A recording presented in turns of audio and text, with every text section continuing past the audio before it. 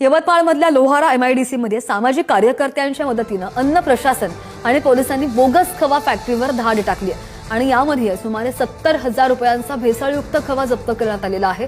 अन्नाचे नमुने प्रयोगशाळेमध्ये पाठवण्यात आलेले असून फॅक्टरी मालकावर सध्या कायदेशीर कारवाई सुद्धा सुरू आहे। या कारवाईमध्ये जवळपास 70,000 रुपयांचा माल सुद्धा जप्त झालेला आहे। अन्न प्रशासन आणि पोलिसांनी ही मोठी कारवाई केली आहे। पोलीस स्टेशन हद्दीमध्ये MIDC या भागामध्ये एक बेकायदेशीरपणे कुंदा आणि पेढा बनवण्याची माहिती सामाजिक कार्यकर्ते कृष्णा पुसनागे, पंढरीनाथ पाडे आणि सचिन मनवर या 3 सामाजिक कार्यकर्त्यांना मिळाली। त्यांनी ती आमच्यापर्यंत माहिती पुरवली। त्यावरून फूड अँड ड्रग्ज या पथकासह आपण या ठिकाणी कारवाईसाठी आलेलो आहे। फूड अँड ड्रग्जनी सदर घटनेची पाहणी करून यामध्ये बेकायदेशीरपणे ज्या काही गोष्टी चालू आहेत त्याचा पंचनामा करून या ठिकाणी कायदेशीर कारवाई सुरू आहे। शिकूया AI ची क्रांती, चला करूया MSCIT।